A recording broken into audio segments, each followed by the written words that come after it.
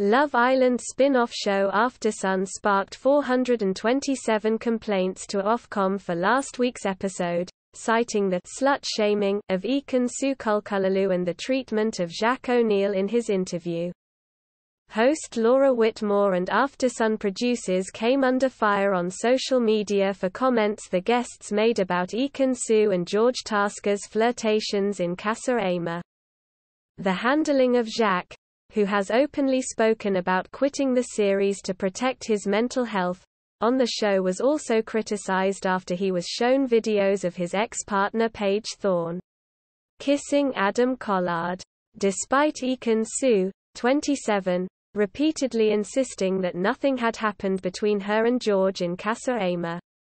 Once again Ekin-Su swore that nothing happened with George and it seems David doesn't believe her.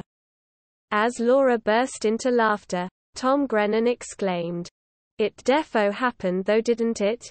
Darren Harriott continued, "She said her head never turned, but I think her hand might have turned, and possibly wrist." Instead of shutting down the comments, some viewers were disappointed to see Laura continuing the conversation, turning to Sian Welby to ask her opinion. Laura brought up the topic on Aftersun and then mediated a conversation between the guest panelists. Laura said, "This angered fans who argued that the guests were slut-shaming Ekin-Su and passing it off as banter, with Laura receiving criticism for encouraging the comments." One viewer tweeted, "It's shameful that a national network has so little awareness, and is normalizing sexism. Aftersun especially was a disgrace tonight." Another pointed out, "Laura also crying, feminism, when people said she only got the Love Island Aftersun job because her husband does the voiceover, yet encouraging everyone to basically slut-shame Ekin-Su." White women. A third echoed, "Let's be real, the producers won't make them apologize to Ekin-Su when they have Laura Whitmore basically slut-shaming her on Aftersun." A fourth said, "Appalled by at Love Island Aftersun at the Whitmore adding fuel to the situation about Ekin-Su."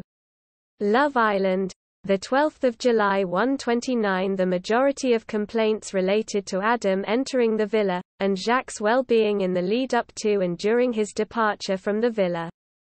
Love Island, the 15th of July. 167. The majority of complaints related to footage of Ekin-Su and George during Casa Ama. Love Island, the 17th of July.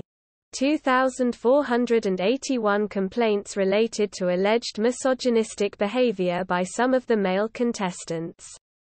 Love Island Aftersun, the 17th of July. 427. The majority of complaints related to comments made about Ekin-Su and the treatment of Jacques during his interview. Love Island, the 18th of July. 413 complaints related to alleged bullying and misogynistic behavior from some of the male contestants.